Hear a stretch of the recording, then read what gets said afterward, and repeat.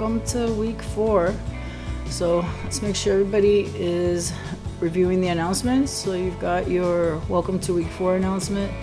Make sure that you do a quick review of what happened last week. So make sure that you completed everything that was due in week 3, and then review everything that's due this week. So this announcement provides a quick little checklist of everything that you'll have to do, and then you can look ahead at what will be required in week 5. So if you notice, everything sort of flows from week to week. Let's go ahead and look at it. So by now you will have your feedback on assignment 1. Make sure that before you complete assignment 2, you've reviewed the feedback that was provided on your assignment 1. If you did not submit assignment 1, you haven't received feedback, then you are significantly behind, which is not where you want to be. This is the time to get caught up because we are at the midpoint of the term.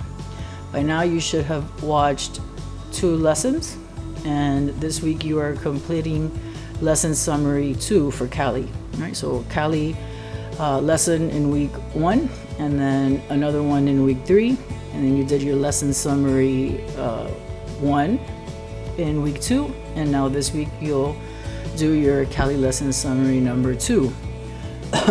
You are not going to submit those until week 8, so just make sure that you're saving them. That way when the week 8 folder opens, you're ready to get those submitted. You should have already submitted a response post in week 3 to the discussion board. And then this week you will reply to a fellow student's response in the CJ and Law Talk discussion board. Make sure that you are continuing to use all of the resources and that you're relying on the reading materials as you are completing this week's assignment. Attend the week 4 lecture or watch the recording as well as this introduction. So for week 4, I provide also the tasks that you should be completing this week with links to all of the resources for you to complete each one of the tasks that are assigned. As a reminder, make sure that you're using all of our resources. So when you click on student resources in our Blackboard classroom, from our website, always click on current students. Right? It's not going to default and take you to this site, but this page. This is where you need to be. From this page, you'll have access to all of the resources that we provide, namely the Writing Studio. So for those of you that are still struggling with your grammar, your writing skills, this is where you want to be. You want to make sure that you're contacting Ileana Torres and getting the resources that you need in order to improve those writing skills. Also pay close attention to the university calendar for dates. Make sure that you're complying with any dates that are required. Make sure that you're using ProQuest for those of you using scholarly sources.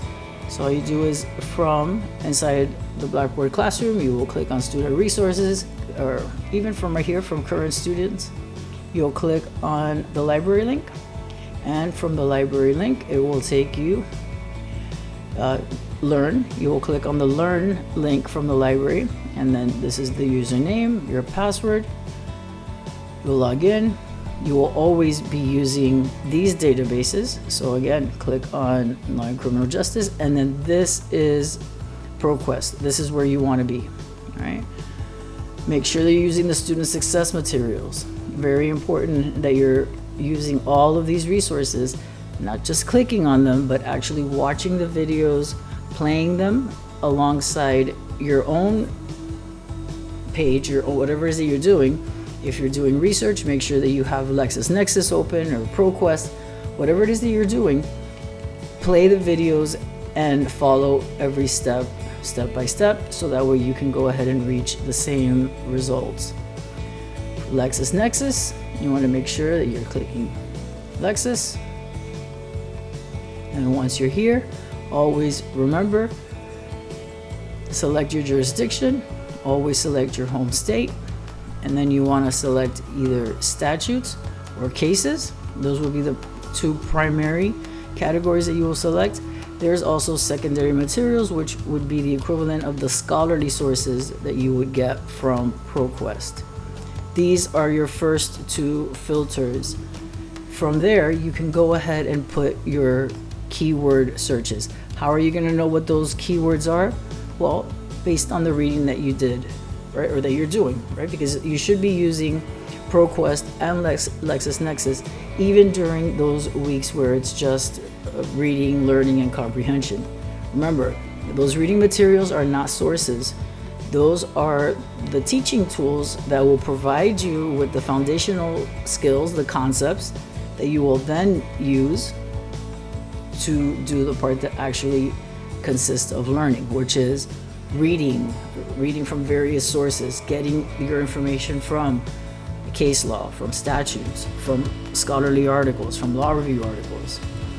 All right, so those are all of the primary sources that you should be relying on. It's also important that when you're looking at the announcement, you notice the daily requirements. So this follows you from week to week. Always read the announcements, review the questions and concerns discussion board.